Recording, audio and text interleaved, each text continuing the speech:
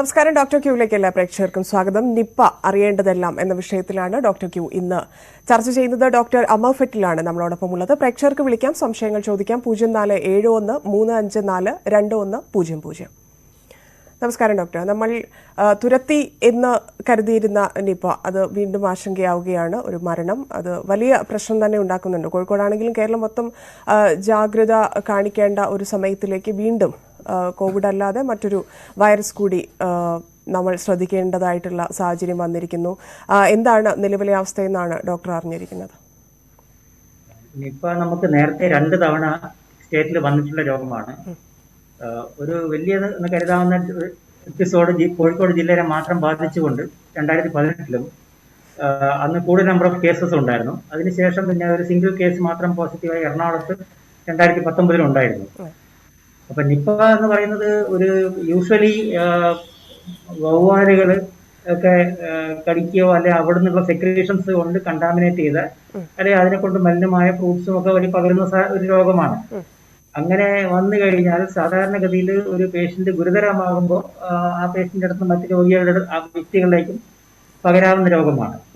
അന്ന് ഇത് വന്നത് വളരെ പുതുമയുള്ളൊരു നേരത്താണ്, പുതുമയോട് കൂടിയാണ് വന്നത്. പക്ഷെ ഇന്ന് ഒരു വ്യത്യാസമുള്ളത്, ഇങ്ങനത്തെ ഇൻഫെക്ഷൻസിന്റെ പകർച്ച, അതിന്റെ നിയന്ത്രണം, അതിന്റെ പരിശോധനകൾ, രോഗസ്ഥിരീകരണം, അതിനെ കിടത്തി ചികിത്സിക്കേണ്ട സംവിധാനങ്ങൾ, ആശുപത്രിയിലെ അണുബാധ നിയന്ത്രണം മുതലായ സംവിധാനങ്ങളെല്ലാം കോവിഡിന് വേണ്ടി നമ്മൾ വളരെ ശക്തമായിട്ട് ചെയ്ത് പരിശീലിച്ച് ഓവർ ആൻഡ് ഓവർ പരിശീലിച്ച് ഇംപ്രൂവ് ചെയ്ത ഒരു അവസ്ഥയിലാണ് ഇപ്പൊ ഇത് വന്നിരിക്കുന്നത്. അപ്പൊ ഇങ്ങനെ വരുമ്പോൾ സ്വാഭാവികമായിട്ടും അന്നുണ്ടായിരുന്ന ഇമ്പാക്ട് വരാനുള്ള സാധ്യത കുറവാണ്.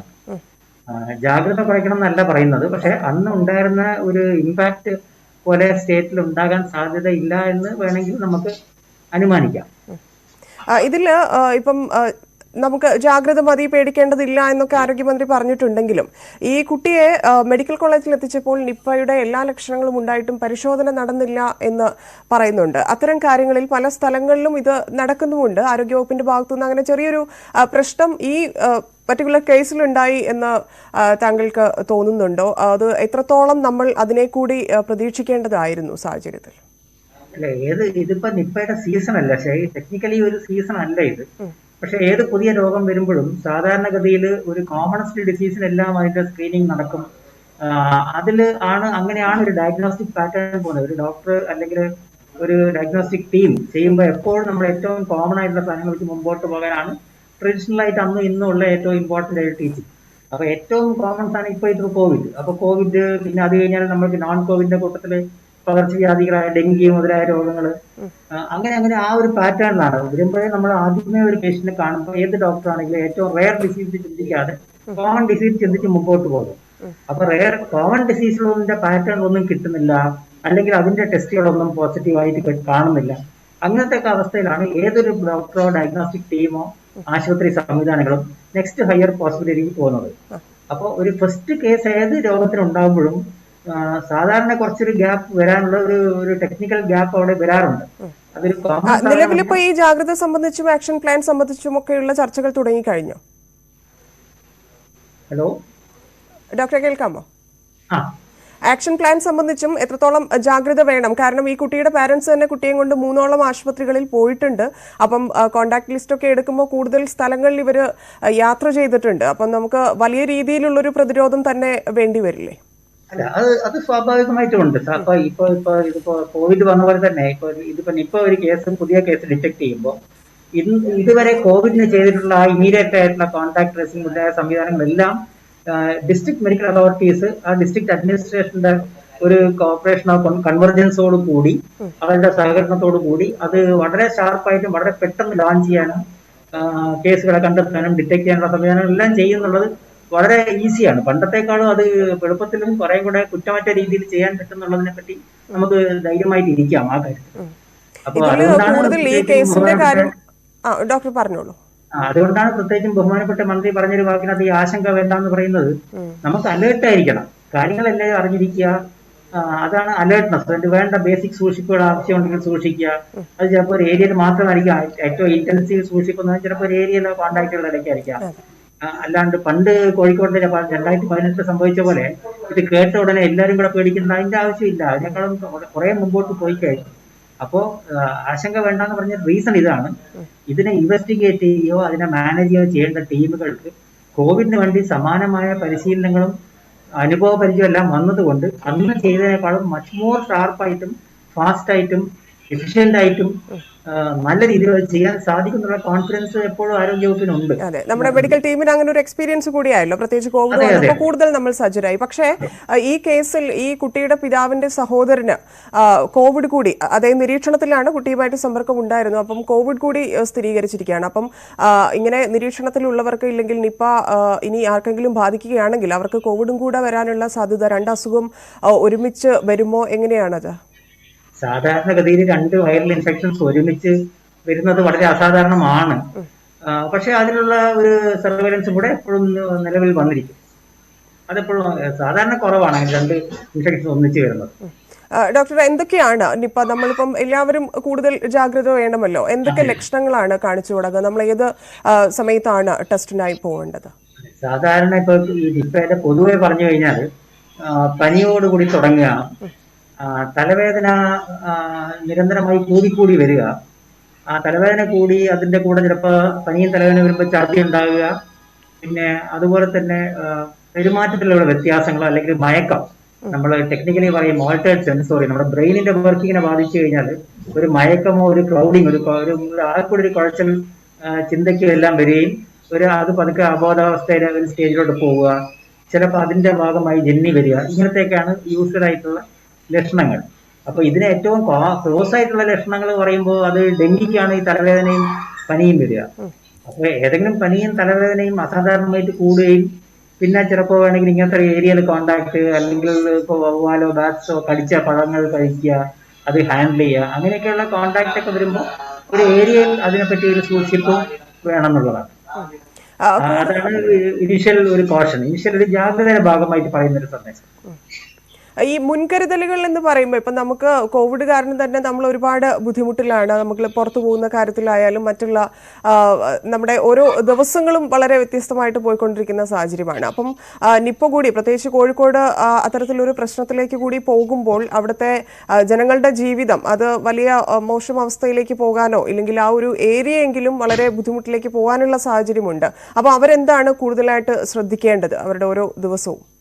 അവിടെ ഇപ്പോ കോഴിക്കോട് തന്നെ ഇതിപ്പോ ഉണ്ടായ ഏരിയയിലും പിന്നെ കോഴിക്കോട് ജില്ലാ കൺട്രോൾ സെന്ററിൽ വിദഗ്ധ ടീമുകളെല്ലാം സിറ്റുവേഷൻ വിലയിരുത്തുകയും വേണ്ട നടപടികളെ കുറിച്ച് ഒരു സമഗ്രമായിട്ടുള്ള ഒരു കോംപ്രഹെൻസീവ് ബുള്ളറ്റിനും ആക്ഷൻ പ്ലാനും പബ്ലിക് ഗൈഡൻസും എല്ലാം വൈകുന്നേരം കൊണ്ട് റിലീസ് ചെയ്യുക. അത് എല്ലാ ദിവസവും വൈകുന്നേരം ഇതിന്റെ അവലോകനവും അന്നത്തെ ഒരു അപ്ഡേറ്റിങ്ങും ഉണ്ടാവും.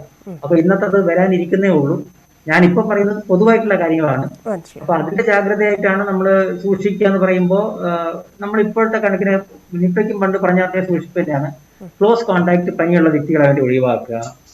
അങ്ങനെ എന്തെങ്കിലും സമ്പർക്കങ്ങൾ ഉണ്ടെങ്കിൽ ഇപ്പോൾ നമ്മൾ റുട്ടീൻലി പറയുന്ന കാര്യമാണ് മാസ്ക്. അന്ന് വളരെ അൺയൂഷ്വലാണ് മാസ്ക് വെക്കുക എന്നൊക്കെ പറഞ്ഞാൽ അന്നില്ലാത്ത കാര്യം. പക്ഷെ ഇന്ന് പൊതുവേ നമ്മൾ പറയുന്നുണ്ട് വ്യക്തികൾ തമ്മിൽ ഒരു സുഖമില്ലാത്ത വ്യക്തിയെ പരിചരിക്കുകയോ കോൺടാക്ട് വരണമെങ്കിൽ മാസ്ക് ധരിക്കുക. രോഗികൾ മറ്റു കാര്യത്തിന് ഹോസ്പിറ്റലിൽ പോകണമെങ്കിൽ അന്നേരവും മാസ്ക് ധരിക്കുക. പിന്നെ എപ്പോഴും കൈ വൃത്തിയായി വെക്കുക. അപ്പോൾ സാനിറ്റൈസർ യൂസ് ചെയ്യുന്നത്. ഇതെല്ലാം ചെയ്യുമ്പോൾ ഈവൻ ഹോസ്പിറ്റൽ അന്തരീക്ഷത്തിൽ പോലും അല്ലെ ഹോസ്പിറ്റൽ ചുറ്റുപാടിനകത്ത് പോലും ഒരാൾക്ക് ഒരു നിപ്പ പേഷ്യന്റ് ചികിത്സിക്കപ്പെട്ട ഏരിയയിൽ വേറൊരു പേഷ്യന്റിന് കിട്ടാനുള്ള സാധ്യത കുറവാണ്. ഹോസ്പിറ്റൽ ജീവനക്കാർക്കും അതുപോലെ തന്നെ ആ എൻവയൺമെന്റിൽ നിന്ന് കിട്ടാനുള്ള സാധ്യത കുറവാണ്. കാരണം PPE കിറ്റും അല്ലെ PPE കിറ്റിന്റെ വിവിധ ഘടകങ്ങൾ ചെയ്യുന്ന ജോലിക്ക് അനുസൃതമായിട്ട് അവർ യൂസ് ചെയ്യുന്നുണ്ട്. അപ്പൊ അവിടെയും അങ്ങനെ കാഷ്വലി കിട്ടാനുള്ള സാധ്യത കുറവാണ്. എങ്ങനെയാണ് നിപ്പ ബാധിക്കുന്നത് ഡോക്ടർ? തലച്ചോറിനെയും ശ്വാസകോശത്തെയും ഒക്കെ ബാധിക്കുമെന്ന് കേട്ടിട്ടുണ്ട്. അതെ അതെ. ഇപ്പൊ പ്രൈമറി ആയിട്ട് ഈ പറഞ്ഞ പോലെ ഒന്ന് തലച്ചോറിനെയും നാഡീവ്യൂഹത്തിനെയാണ്. രണ്ടാമത്തെ റെസ്പിറേറ്ററി ആയിട്ട് വരാം. അപ്പോൾ പേഷ്യൻസിന് തടസ്സമോ ശ്വാസം മുട്ടോ അല്ലെങ്കിൽ അവർക്ക് ഈ പറഞ്ഞ പോലെ ഇപ്പൊ നമ്മൾ നിപ്പയ്ക്ക് നോക്കുന്ന ഒരു അളവ് പോലെയാണല്ലോ ഈ ഓക്സിജൻ സാച്ചുറേഷൻ. അപ്പൊ അത് ഈസി ആയിട്ട് ഇപ്പൊ കണ്ടുപിടിക്കാവുന്ന കാര്യമാണ്. ഓക്സിജൻ സാച്ചുറേഷൻ കുറയുക മുതലായ സിറ്റുവേഷൻസും ഇതിനകത്ത് വരാം. അപ്പൊ അതിന് ഒരു അസസ്മെന്റ് ആണ് ഇത് വല്ല ലക്ഷണങ്ങളുണ്ടോ എന്നുള്ളത്. ഡോക്ടർ, നമുക്കൊരു കോൾ ഉണ്ട്. കോഴിക്കോട് നിന്നാണ് അച്യുതൻ ഡോക്ടറോട് ചോദിച്ചോളൂ സംശയം. സാറേ, നിപ്പ ഒരു കുട്ടി മരിച്ചെന്ന് കേട്ട് 2 ആള് നിരീക്ഷണത്തിലാണെന്നും പറഞ്ഞു. പക്ഷെ ഇതിനിപ്പോ കോവിഡിന്റെ മാതിരി തന്നെ ഒരു പ്രത്യേക വാക്സിൻ ഒക്കെ ഇറക്കാനുള്ള ചെയ്താൽ ഇത് 2ാമത്തെ പ്രാവശ്യം വന്നല്ലോ. ഇനി ഇതിവിടെ പടരുമെന്നുള്ള സംശയം കൊണ്ട് ചോദിച്ചതാണ്. ഇത് ഇപ്പൊ രണ്ടാമത്തെ തവണയാണ് കോഴിക്കോട് വരുന്നത്. കേരള സംസ്ഥാനത്തിനകത്ത് ഇത് മൂന്നാമത്തെ തവണയാണ് വരുന്നത്. അപ്പൊ ഈ 2 തവണ കേരളത്തിൽ നേരത്തെ വന്നു കഴിഞ്ഞത് കൊണ്ടും അതിനുശേഷം കോവിഡ് എന്നുള്ള വളരെ വ്യാപകമായി, ഇത് കോവിഡിന് അത്ര എളുപ്പമായിട്ട് പകരാൻ പറ്റാത്ത രോഗമാണ് നിപ്പ. അപ്പൊ കോവിഡ് അത്ര എളുപ്പത്തിൽ പകരുന്ന രോഗത്തിനെതിരായിട്ട് ശക്തമായ ഒരു പൊതുജന നടപടികൾ നമ്മൾക്ക് എല്ലാവർക്കും ഇപ്പൊ ശീലമായി. ആ സാഹചര്യത്തില് ഇപ്പൊ നിങ്ങളുടെ ഒരു പേടി, അങ്ങനത്തെ ഒരു പേടി വേണ്ടാന്ന് എനിക്ക് ഒരു മെഡിക്കൽ എക്സ്പെർട്ട് എന്ന എനിക്ക് പറയാം. പക്ഷേ നമ്മൾ പൊതുവായിട്ടുള്ള ജാഗ്രത, കോവിഡിനാണ് എതിരായിട്ടുള്ള ജാഗ്രത കാര്യങ്ങളായ മാസ്ക്, കൈ വൃത്തിയാക്കി വെക്കുക, സാധാരണ വ്യക്തികൾ തന്നെ ശാരീരികമായിട്ട് അകലം പാലിക്കുക, സുഖമില്ലാത്ത ആളെ പരിചരിക്കുമ്പോൾ എക്സ്ട്രാ ശ്രദ്ധയും സൂക്ഷിപ്പും വേണം മുതലായ കാര്യങ്ങളൊക്കെ നോക്കുമ്പോൾ പണ്ടത്തെ പോലെ അന്ന് 2018 നമ്മൾക്ക് എല്ലാവർക്കും ഓർമ്മയുണ്ട്, കോഴിക്കോട് നഗരം തന്നെ നിശ്ചലമായ ഒരു അവസ്ഥ. അങ്ങനത്തെ നിലയിലേക്ക് പോകാനുള്ള സാധ്യത ഒന്നും ഇല്ല. ആ നിലയ്ക്ക് ഒരു ആശങ്കയോ പേടിയോ താങ്കൾക്ക് വെക്കേണ്ട ആവശ്യമില്ല. ആരോഗ്യവകുപ്പ് ഇനിയുള്ള ദിവസങ്ങളിൽ ലോക്കലായിട്ട് ഏരിയയിൽ ഓരോ ഏരിയക്കായിട്ടുള്ള നിർദ്ദേശങ്ങൾ ആരോഗ്യവകുപ്പ് നിത്യമായി തന്നുകൊണ്ടിരിക്കും. ആ നിത്യമായി തരുന്ന നിർദ്ദേശങ്ങളെ കറക്റ്റായിട്ട് പാലിക്കുക മാത്രം ചെയ്താൽ. ശരി ഡോക്ടർ, അദ്ദേഹം ചോദിച്ചതിൽ നിന്ന് ചോദിക്കുകയാണ്, നമുക്ക് 100% ചികിത്സിച്ച് ഭേദമാക്കാൻ, കാരണം 2018 എനിക്ക് തോന്നുന്നു ആ സമയത്ത് ആന്റിവൈറൽ മരുന്നുകൾ മാത്രമായിരുന്നു നമ്മൾ ഉപയോഗിച്ചിരുന്നത്. നിലവിലെ സ്ഥിതിയും അങ്ങനെയാണോ? ഈ നിപ്പ വൈറസ് രോഗത്തിന് ഇങ്ങനെ സ്പെസിഫിക് എന്ന് പറഞ്ഞ മരുന്നുകൾ ആക്ച്വലി ഇല്ല എന്നാണ് ഇപ്പോഴും WHO ഒക്കെ ഒരു അഭിപ്രായം. അത് തന്നെയാണ്. പക്ഷേ ആന്റിവൈറൽ ഡ്രഗ്സ് ഇതിന് യൂസ് ചെയ്ത മരുന്നുകൾ നമ്മൾ കോവിഡിന് വേണ്ടി വ്യാപകമായി യൂസ് ചെയ്തിരുന്നു. ഒന്ന് റെംഡെസിവിർ കൊടുത്തിരുന്നു കോവിഡിന് വേണ്ടി. ആ മരുന്ന് ഇതിനകത്തൊരു ചെറിയ റോൾ ഉണ്ടാകാം എന്ന് പറയുന്നു. രണ്ടാമത്തത് ഫാവിപിർ ഒരു വൈറൽ ആന്റിവൈറൽ മരുന്നുണ്ട്, റിബാവറിൻ എന്നുള്ള ആന്റിവൈറൽ മരുന്നുണ്ട്. പിന്നെ ഇങ്ങേ അറ്റത്ത് വന്നു കഴിഞ്ഞാൽ മോണോക്ലോണൽ ആന്റിബോഡീസ് നമ്മൾ അന്ന് ഒരു ട്രയലായിട്ട് ഓസ്ട്രേലിയ നിന്നൊക്കെ വരുത്തി ചെയ്തിരുന്നു. പക്ഷെ ഇന്ന് അങ്ങനത്തെ മരുന്നുകളെ എടുക്കാനോ യൂസ് ചെയ്യാനോ ഒക്കെ കുറച്ചുകൂടെ ഒരു ശീലം അല്ലെങ്കിൽ ഒരു പരിശീലനവും അതിന് വേണ്ട ടെക്നിക്കൽ ആയിട്ടുള്ള ഒരു കോമ്പിറ്റൻസും ഇന്ന് സംസ്ഥാനത്ത് ആരോഗ്യ വിദഗ്ധർക്ക് ഉണ്ട്. ശരി ഡോക്ടർ, ഇതിപ്പോ ഈ കുട്ടിയുടെ കാര്യം പറയുകയാണെങ്കിൽ ഇത് നേരിട്ട് വവ്വാലിൽ നിന്നാണോ ഇല്ലെങ്കിൽ മറ്റേതെങ്കിലും വഴിയിലാണോ എന്നുള്ള കാര്യത്തിൽ ഒരു സ്ഥിരീകരണം വന്നിട്ടില്ലല്ലോ. അപ്പം അതിന്റെ പരിശോധനകൾ നടക്കുകയാണ്. അപ്പം കൂടുതൽ ഭാഗങ്ങളിലേക്ക്, കൂടുതൽ സ്ഥലങ്ങളിലേക്ക് ഈ പരിശോധന ഉണ്ടാവേണ്ട സാഹചര്യമാണോ നിലവിലുള്ളത്? ഇങ്ങനെ ഒരു കേസ് ഇപ്പോൾ ഇത് ഫസ്റ്റ് കേസായി ഉണ്ടാകുമ്പോൾ ഇന്ന് വളരെ ക്ലിയർ ആയിട്ടുള്ള ഗൈഡ് ലൈൻസ് ഉണ്ട് എങ്ങനെ അതിന്റെ ഇൻവെസ്റ്റിഗേഷൻ പോകണം എന്നുള്ളത്. അപ്പൊ ആ ഗൈഡ് ലൈൻസിന്റെ ഭാഗമായിട്ട് ഇതിനെ ആദ്യമായിട്ട് ഉണ്ടാകുന്ന കേസിനെയാണ് നമ്മൾ ഇൻഡെക്സ് കേസ് എന്ന് പറയും. അപ്പൊ ആ ഇൻഡെക്സ് വ്യക്തി അല്ലെ ഇൻഡെക്സ് രോഗിക്ക് ഉണ്ടായ അവിടുത്തെ സാഹചര്യങ്ങളെല്ലാം വിലയിരുത്താനുള്ള എക്സ്പെർട്ട് ടീംസ്, നമ്മുടെ കമ്മ്യൂണിറ്റി മെഡിസിൻ ഡിപ്പാർട്ട്മെന്റിലെ എക്സ്പെർട്സ് എല്ലാം ചേർന്ന് അത് വിശദമായി വിലയിരുത്തുകയും ഒരു കോൺക്രീറ്റ് ഇപ്പൊ നമ്മൾ ഇൻവെസ്റ്റിഗേറ്റ് ചെയ്യുന്ന സ്റ്റേജിലാണ്, അത് വിലയിരുത്തിക്കൊണ്ടിരിക്കുന്ന സ്റ്റേജിലാണ്. അപ്പോൾ കുറച്ച് മണിക്കൂറുകൾക്കകം തന്നെ മിക്കവാറും അതിന്റെ ഒരു ഫസ്റ്റ് പ്രൈമറി ഒപ്പീനിയൻ ഉണ്ടാവുകയും അത് ജില്ലാ മെഡിക്കൽ അധികൃതരുടെ അതോറിറ്റിയിൽ ആ കാര്യങ്ങൾ അവിടുന്ന് അവർ റിലീസ് ചെയ്യുകയും ചെയ്യും. അപ്പൊ നമുക്ക് അതിനെപ്പറ്റി കണിശമായിട്ട് പറയാൻ സാധിക്കും. ശരി, നിപ്പയെ കുറിച്ച് അറിയേണ്ടതിനെ കുറിച്ചാണ് ഡോക്ടർ അമർ ഫെറ്റിൽ സംസാരിക്കുന്നത്. ഡോക്ടർ, നമുക്ക് ചെറിയ ഇടവേളയ്ക്ക് ശേഷം തിരിച്ചെത്താം. ഡോക്ടർ അമർ ഫെറ്റിലാണ് നമ്മളോടൊപ്പം ഉള്ളത്. ഡോക്ടർ, എത്രത്തോളം ശ്രദ്ധ നമ്മുടെ ഓരോ ചെറിയ കാര്യങ്ങൾക്കൊക്കെ ഇപ്പം കോവിഡ് കൂടി വന്നപ്പോൾ ഒരു വിധത്തിലുള്ള പ്രശ്നങ്ങളിൽ നിന്ന് ഇല്ലെങ്കിൽ ആരോഗ്യ പ്രശ്നങ്ങളിൽ നിന്ന് നമ്മൾ മുക്തരാണ്. പക്ഷേ പനിയൊക്കെ വരുമ്പോൾ ഇപ്പോഴും ആളുകൾ ടെസ്റ്റിനോ ഇല്ലെങ്കിൽ മറ്റു കാര്യങ്ങൾക്കോ പോകുന്നില്ല, സ്വയം ചികിത്സയിലേക്ക് പോകുന്നുണ്ട്. അപ്പം നിപ്പ കൂടി വരുമ്പോൾ നമ്മൾ അത്തരത്തിലുള്ള കാര്യങ്ങൾ എങ്ങനെ ഒഴിവാക്കണം? എത്രയും പെട്ടെന്ന് തന്നെ ആശുപത്രിയിൽ എത്തേണ്ടതില്ലേ?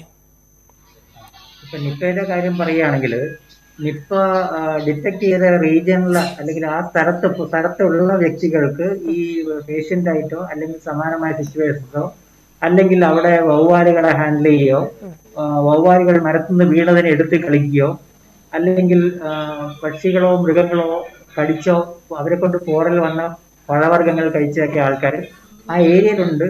എന്നിട്ട് അവർക്ക് പനിയോ മറ്റു ലക്ഷണങ്ങളോ ഉണ്ടെങ്കിൽ അവര് ജില്ലാ ഹെൽത്ത് അധികൃതരെ അറിയിക്കണം. ഇന്ന് ആ കാര്യവും പണ്ടത്തെക്കാൾ ഈസിയാണ്. കാരണം പണ്ട് ഒരു അറിയിക്കാന്ന് വെച്ചാൽ ആരെ അറിയിക്കണം എന്ന് സംശയം ഉണ്ടായിരുന്നു. ഇപ്പൊ നമുക്കറിയാം, ഉടനെ അത് ലോക്കൽ ഹെൽത്ത് ഡിപ്പാർട്ട്മെന്റിലെ നമ്മുടെ JPHN അല്ലെങ്കിൽ ഹെൽത്ത് ഇൻസ്പെക്ടർ അല്ലെങ്കിൽ അവിടുത്തെ ലോക്കൽ ഹെൽത്ത് സെന്റർ ഡോക്ടറെ അറിയിച്ചു കഴിഞ്ഞാൽ ആ സിറ്റുവേഷൻ എസ്പെഷ്യലി ഉടനെ വിലയിരുത്തി അത് ജില്ലാ മെഡിക്കൽ അധികൃതരെ അറിയിക്കുന്ന ആ ചെയിൻ ഓഫ് ഇൻഫർമേഷൻ അത് കുറേയും കൂടെ ബെറ്റർ ആയിട്ട് ചെയ്യാൻ പറ്റും. ഒന്ന്. രണ്ടാമത്തത് ഈ സ്വയം ചികിത്സ. എന്തെങ്കിലും അസുഖം വന്നു കഴിഞ്ഞാൽ നമ്മൾ സ്വന്തമായിട്ട് വീട്ടിലിരിക്കുന്ന മരുന്നുകളോ അയൽപക്കത്ത് നിന്ന് കിട്ടിയ മരുന്നുകളോ ഏതെങ്കിലും ലോക്കലായിട്ടുള്ള ഒരു മരുന്ന് കടയിൽ പോയിട്ട് താൽക്കാലം എന്തെങ്കിലും കുറവിന് എന്തെങ്കിലും മരുന്നുണ്ടോ എന്ന് ചോദിച്ചിട്ട് അവിടുത്തെ സെയിൽസ് സ്റ്റാഫ് എടുത്തു തരുന്ന ഏതെങ്കിലും മരുന്നുകൾ തൽക്കാലം കഴിക്കുക. ആന്റിബയോട്ടിക്സ് ഒക്കെ നിയന്ത്രണമല്ലാതെ 1, 2, 3 മാത്രം കഴിക്കുക മുതലായ കാര്യങ്ങൾ ചെയ്യരുത്. പിന്നെ ഇന്ന് ഉള്ള വേറൊരു പാളിച്ച, എന്തെങ്കിലും സംശയം ഉണ്ടെങ്കിൽ നമ്മൾ ഐസൊലേഷനിൽ ഇരിക്കേണ്ട ഒരു ആവശ്യമുണ്ട്. പക്ഷെ പല ആൾക്കാർക്കും ഒരു ചെറിയ പനിയോ ജലദോഷമോ തൊണ്ടവേദനയോ തലവേദനയോ തോന്നിക്കഴിഞ്ഞാൽ ഐസൊലേഷനിൽ ഇരിക്കാതെ തന്നെ ആദ്യം 1-2 ദിവസം ടെസ്റ്റ് ചെയ്യണോ വേണ്ടേ എന്നൊക്കെ ആലോചിച്ച് നടക്കുന്ന ഒരു സമയമുണ്ട്. ഇത് കോവിഡിന് വളരെ പ്രസക്തമായിട്ടുള്ള കാര്യമാണ്. അങ്ങനെ നടന്നു കഴിഞ്ഞാൽ ആ നേരത്തെ രോഗപകർച്ച മറ്റു വ്യക്തികളിലേക്ക് ഉണ്ടാകാം. അപ്പൊ രോഗപകർച്ച പോകാതിരിക്കാൻ വേണ്ടി ഈ ടെസ്റ്റിംഗ് പീരിയഡും സ്വയം ഐസൊലേഷനിൽ ഇരിക്കേണ്ടത് അത്യാവശ്യമാണ്. അപ്പൊ അത് അടുത്ത കാര്യം. അതിന്റെ അടുത്ത കാര്യം എന്ന് വെച്ചാൽ ഇന്ന് പൊതുസ്ഥലങ്ങളിൽ നമ്മൾ എത്ര പറഞ്ഞാലും ഈ ശാരീരിക അകലം പാലിക്കുന്നതിനകത്ത് ജനങ്ങൾക്ക് വീഴ്ചയുണ്ട്. അപ്പൊ അത് ഉണ്ടാകാൻ പാടില്ല. അതിപ്പോ നിപ്പയെ കുറിച്ചല്ല പറയുന്നത്. പക്ഷെ ഏത് പകർച്ചവ്യാധിക്കും ഇങ്ങനത്തെ ഒരു എപ്പിഡമിക് സ്റ്റൈലിലോ അല്ലെങ്കിൽ ഈ പകർച്ചവ്യാധിയുടെ പുതിയതായിട്ട് വരുന്ന രോഗങ്ങൾക്ക് എപ്പോഴും ഈ ശാരീരിക അകലം പാലിക്കാന്നുണ്ടെങ്കിൽ കുറേയേറെ അതിന്റെ ട്രാൻസ്മിഷനെ നമുക്ക് കുറയ്ക്കാൻ സാധിക്കും. ഇതെല്ലാം സാധാരണക്കാർക്ക് ചെയ്യാവുന്ന കാര്യങ്ങളാണ്. അപ്പോ അതുപോലെ ഒരു രോഗിയെ പരിചരിക്കുന്നു, സുഖമില്ലാത്ത രോഗിയെ പരിചരിക്കുമ്പോൾ എപ്പോഴും അത് ഒരു ഡിസ്റ്റൻസ് മെയിൻറ്റെയിൻ ചെയ്യുക, മാസ്ക് വേണം, കൈ എപ്പോഴും വൃത്തിയായി വെക്കുക. ഒരു രോഗി ഛർദ്ദിക്കുകയോ വയറിളക്കുകയോ ഒക്കെ ചെയ്താൽ ക്ലീൻ ചെയ്യുമ്പോൾ ഗ്ലൗസ് ഇട്ട് ക്ലീൻ ചെയ്യുകയോ നേരിട്ട് കോണ്ടാക്ട് ഇടാതെ ക്ലീൻ ചെയ്യുക. ബ്ലീച്ചിങ് പൗഡർ ലായനി ഉപയോഗിച്ച് ആ സ്ഥലങ്ങളെ വൃത്തിയാക്കുക മുതലായ വളരെ വളരെ ലളിതമായതും അതേസമയം നല്ല രോഗം തടയാൻ വേണ്ടിയുള്ള നല്ല എഫിഷ്യൻസിയുള്ള മാർഗങ്ങൾ ജനങ്ങൾക്ക് വീടുകളിൽ തന്നെ പ്രായോഗികമായി ചെയ്യാവുന്ന ചില കാര്യങ്ങളാണ്. അത് കോവിഡിനും ആപ്ലിക്കബിൾ ആണ്. ഇനി നിപ്പ ആയിക്കോട്ടെ, അതിനും ഈ സിമിലർ എനിക്ക് തോന്നുന്നു ഇതിലൊരു ആശ്വാസം അതാണ്. നമ്മൾ ഈ കോവിഡിനെ പ്രതിരോധിക്കാനുള്ള സംവിധാനമൊക്കെ സ്വീകരിച്ചതുകൊണ്ട് ആരോഗ്യ പ്രവർത്തകരിലേക്കും പൊതുജനത്തിലേക്കും ഒന്നും കൂടുതലായിട്ട് വ്യാപിക്കാനുള്ള സാധ്യത ഇല്ല അല്ലെ? അതെ, ഗണ്യമായി കുറവാണ്. കാരണം അത് അന്ന് നമുക്ക് ഇപ്പൊ സിസ്റ്റർ ലിനി പുൽശ്ശേരിയിലെ നമ്മൾ ഒരിക്കലും മറക്കാത്ത എന്നും അനുസ്മരിക്കുന്ന ഒരു കാര്യമാണ് അന്ന് ആ സിസ്റ്ററിനുണ്ടായ നഴ്സിനുണ്ടായ അപകടം. അപ്പൊ അതുപോലത്തെ അപകടങ്ങൾ ഉണ്ടാകാനുള്ള സാധ്യത 2018 അപേക്ഷിച്ച് ഇന്ന് 2021 ഗണ്യമായി കുറവാണ്. കാരണം ഇത് തന്നെയാണ്, ഈ മാസ്കും കറക്റ്റ് ആയിട്ടുള്ള face shield, PPE kit, gloves ഇതെല്ലാം യൂസ് ചെയ്താണ് സുഖമില്ലാത്ത പേഷ്യന്റിനെ ഹാൻഡിൽ ചെയ്യുന്നത്. അപ്പൊ ഇവിടെ പറയാനുള്ളൊരു കാര്യം, വ്യക്തികൾ ഇപ്പൊ 1.5 കൊല്ലമായിട്ട് ഇത് ശീലിച്ച് പോവുകയാണ്. പക്ഷെ ചിലപ്പോൾ കുറെ മുമ്പോട്ട് പോകുമ്പോൾ ഒരു എവിടെയെങ്കിലും ചെറിയ ചെറിയ ജാഗ്രത കുറവുകൾ വരാം. അത് പാടില്ല. നമ്മൾ എന്നാണോ നമ്മൾ കോവിഡിന്റെ തുടക്കത്തിൽ പഠിപ്പിച്ച വളരെ ക്ലിയർ ആയിട്ടും കൃത്യമായിട്ടും അതെല്ലാവരും പാലിക്കണം എന്നുള്ളതാണ് ആരോഗ്യ പ്രവർത്തകർക്ക് പൊതുവെയുള്ള മെസ്സേജ്. ഡോക്ടർ, ഈ 2018 ശേഷം മറ്റെവിടെയെങ്കിലും, ഇപ്പൊ കേരളത്തിൽ വന്നിട്ടില്ല, കേരളത്തിന് പുറത്തെവിടെയെങ്കിലും ഇത് റിപ്പോർട്ട് ചെയ്യപ്പെട്ടിട്ടുണ്ടോ? അവിടെ സ്ഥിതി ഗുരുതരമായി പോയിട്ടുണ്ടോ? നിപ്പ വൈറസ് എവിടെയും അങ്ങനെ ഒരു വലിയ ഗുരുതരമായിട്ട് വലിയ ലാർജ് സ്കെയിൽ എപ്പിഡമിക് ആയിട്ട് അല്ല, പാൻഡമിക് ആയിട്ടോ എപ്പിഡമിക് ആയിട്ടോ ഔട്ട്ബ്രേക്ക് ആയിട്ടോ വന്നതായിട്ട് അറിവില്ല. ചെറിയ എപ്പിസോഡ്സ് എപ്പോഴും ഉണ്ടാകാം. കാരണം ഈ വവ്വാലുകളിൽ ആണ് ഒരു പ്രൈമറി സോഴ്സ്, ഏറ്റവും കോമൺ സോഴ്സ് വവ്വാലുകൾ. അപ്പൊ വവ്വാലുകളെല്ലാം ദോഷമുള്ള ഒരു മൃഗമല്ല. അപ്പൊ അന്ന് നിപ്പ പേടിച്ചിട്ട് പല ആൾക്കാരും വവ്വാലിനെ കണ്ടെല്ലാം പേടിക്കുക, വവ്വാലിരുന്ന മരങ്ങളെല്ലാം വെട്ടിക്കളയുക, അങ്ങനെയൊന്നും ചെയ്യേണ്ട കാര്യമില്ല. വവ്വാലുകൾ തന്നെ എല്ലാ നേരത്തും ഇത് സ്പ്രെഡ് ചെയ്യില്ല. വവ്വാലുകൾക്ക് തന്നെ ഒരു സ്ട്രെസ്ഫുൾ എൻവയോൺമെന്റ്, അപ്പൊ പരിസ്ഥിതിക്ക് വലിയ ഇമ്പോർട്ടൻസ് ഉണ്ട്. അങ്ങനെ ഒരു സിറ്റുവേഷൻ വരുമ്പോൾ മാത്രമാണ് ചില വവ്വാലുകൾക്ക് ഇങ്ങനെ ഇത് ട്രാൻസ്മിറ്റ് ചെയ്യാനുള്ള ഒരു കഴിവ് വരുന്നത്. അപ്പൊ നമ്മള് വവ്വാലായിക്കോട്ടെ, അല്ലെങ്കിൽ അത് വവ്വാലുമായിട്ട് ഇടപഴകിയ മൃഗമായിക്കോട്ടെ, അതെല്ലാം ഒരു ചാൻസ് ആണ്. എല്ലാ നേരത്തും അങ്ങനെ ഉണ്ടാകാൻ സാധ്യതയില്ല. ഡോക്ടർ, ഇപ്പോൾ രോഗം സ്ഥിരീകരിച്ച സ്ഥലത്തുള്ളവർ അവരെന്തൊക്കെ മുൻകരുതലാണ്, എന്തൊക്കെ പ്രതിരോധ മാർഗങ്ങളാണ് സ്വീകരിക്കേണ്ടത്? അത് കൃത്യമായിട്ട് അവർക്ക് വളരെ ടെൻഷൻ ഉണ്ടാവും. കാരണം കോവിഡ് കഴിഞ്ഞ് പിന്നെ ഒന്ന് പുറത്തിറങ്ങിയ സമയത്തേക്കാണ് ഇപ്പോൾ നിപ്പ എന്ന് പറയുന്നത്. അപ്പോൾ നേരത്തെ കോഴിക്കോട് നിന്ന് വിളിച്ച ആൾ പോലും വളരെ ആശങ്ക ആണ്. കാരണം അവർക്ക് മുമ്പോട്ടുള്ള ജീവിതം വലിയ പ്രശ്നമാണ്. അപ്പം എന്തൊക്കെ പ്രതിരോധ മാർഗങ്ങളാണ് അവർ സ്വീകരിക്കേണ്ടത്? ഒന്ന്, ആശങ്ക ഞാൻ വീണ്ടും ആവർത്തിക്കുന്ന ഒരു കാര്യമാണ്. അതായത് നമ്മുടെ വെപ്രാളമോ എടുത്തുചാട്ടമോ ഒന്നും കാണിക്കണ്ട. ആരോഗ്യവകുപ്പിലെ സകലമാന ജീവനക്കാർ നിങ്ങളുടെ കൂടെ ഉണ്ട്. അന്ന് 2018-ലും 2019 ശക്തമായിട്ട് നിങ്ങളുടെ വളരെ അടുപ്പത്തിൽ കൂടെ ഉണ്ട്. അപ്പൊ ഏത് കാര്യവും സംശയം ഉണ്ടെങ്കിൽ നമ്മൾ വെപ്രാളപ്പെടാതെയോ നേരെ പല ഹോസ്പിറ്റൽ ലാബിലൊന്നും ഓടാതെ ആദ്യം ഉടനെ നമ്മൾ ഇപ്പൊ കോവിഡിന്റെ സ്ഥിതി കൂടിക്കഴിഞ്ഞാൽ നമ്മൾ ഓക്സിജൻ കുറഞ്ഞു കഴിഞ്ഞാൽ ചെയ്യുന്ന പോലെ ഹെൽത്ത് സ്റ്റാഫിനെ വിളിക്കുക. അതിൽ കൂടെ അവിടുത്തെ ലോക്കൽ മെഡിക്കൽ ഓഫീസറായിട്ട് ബന്ധപ്പെടുക. ലോക്കൽ മെഡിക്കൽ അവിടുത്തെ ഡോക്ടർ നിങ്ങളുമായി സംസാരിച്ച് നിങ്ങളുടെ സിറ്റുവേഷനും റിസ്ക്കും എല്ലാം വിലയിരുത്തി നേരിട്ടുള്ള പരിഹരിക്കേണ്ട പ്രശ്നങ്ങൾ അവിടെ വെച്ച് പരിഹരിക്കുന്നു. ഇല്ല, എന്തെങ്കിലും ഒരു അഡീഷണൽ പ്രവർത്തിങ്ങൾ അവിടുത്തെ ഡോക്ടർ ഉടനെ തന്നെ ജില്ലാ മെഡിക്കൽ അധികൃതരുമായി ബന്ധപ്പെട്ട് നിങ്ങൾക്ക് വേണ്ട വിദഗ്ധമായിട്ടുള്ള ഹെൽപ്പ് സംശയ നിവാരണം മുതലായ കാര്യങ്ങൾ ചെയ്തു തരും. എന്തെങ്കിലും ടെസ്റ്റിങ്ങോ മറ്റു കാര്യങ്ങളോ വേണോ, ഐസൊലേഷൻ ഇരിക്കണോ, അല്ലെങ്കിൽ നിങ്ങളുടെ റിസ്ക് എത്രയെന്ന് സ്വയം വിലയിരുത്താൻ സഹായിക്കാനും ഈ ലോക്കൽ അവിടുന്ന് നിങ്ങളുടെ ഏരിയയിലെ ഡോക്ടർക്കും അതിൽ കൂടെ ജില്ലാ മെഡിക്കൽ അധികൃതർക്കും സാധിക്കും. അപ്പോ നിങ്ങൾ സ്വയമായി പിന്നെ സൂക്ഷിക്കേണ്ട കാര്യം ഇതാണ്. പൊതുവെ ഒരു പൊതു അഡ്വൈസർ നിലയ്ക്ക് ഈ മരങ്ങളിൽ നിന്നൊക്കെ വീണ പഴവർഗ്ഗങ്ങൾ അത് ഡാമേജ് ആയതോ പക്ഷികളോ മൃഗത്തിനെ കൊണ്ട് ഡാമേജ് ആയതോ കടിച്ചതോ ഒക്കെ കാര്യങ്ങൾ നമ്മൾ എടുത്തു നോക്കി ഹാൻഡിൽ ചെയ്യാതിരിക്കുക. അങ്ങനത്തെ കാര്യങ്ങൾ നമ്മൾ തൂത്തുവാരിയും കളയാല് ഇപ്പൊ ഡിസ്ട്രോയ് ചെയ്യാനും മാറ്റുക എന്നല്ലാതെ നമ്മൾ എടുത്തു നോക്കുക, കഴുകിയിട്ട് കഴിക്കുക മുതലായ കാര്യങ്ങൾ ചെയ്യരുത്. ഒരു ഏരിയയിൽ ഇപ്പൊ ആ ഏരിയ എന്നുള്ള ആശങ്കാണ് പറഞ്ഞുകൊണ്ടാണ്. അപ്പൊ ഈ അവിടെ ആ ഏരിയ നിന്ന് എങ്ങനെയാ കിട്ടിയെന്ന് നമുക്കത് വിലയിരുത്തിക്കൊണ്ടിരിക്കുന്ന നേരമാണ്. പക്ഷെ അത് വവ്വാലെന്നൊക്കെ സ്ഥിരീകരിക്കുകയാണെങ്കിൽ അത് ആ ഏരിയയിലായിട്ടുള്ള പൊതുവായിട്ടുള്ള പ്രിക്കോഷനാണ്. ഓക്കെ ഡോക്ടർ, നമുക്ക് തൃശ്ശൂരിൽ നിന്നൊരു പ്രേക്ഷകയുണ്ട്, കൃഷ്ണവേണിയാണ്. കൃഷ്ണവേണി, ഡോക്ടറോട് ചോദിച്ചോളൂ. Hello hello Krishnaveni.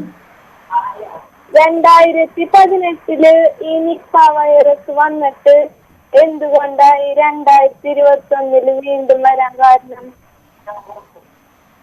2018 വന്നിട്ട് എന്തുകൊണ്ടാണ് വീണ്ടും 2021 നിപ്പ വന്നിരിക്കുന്നത്?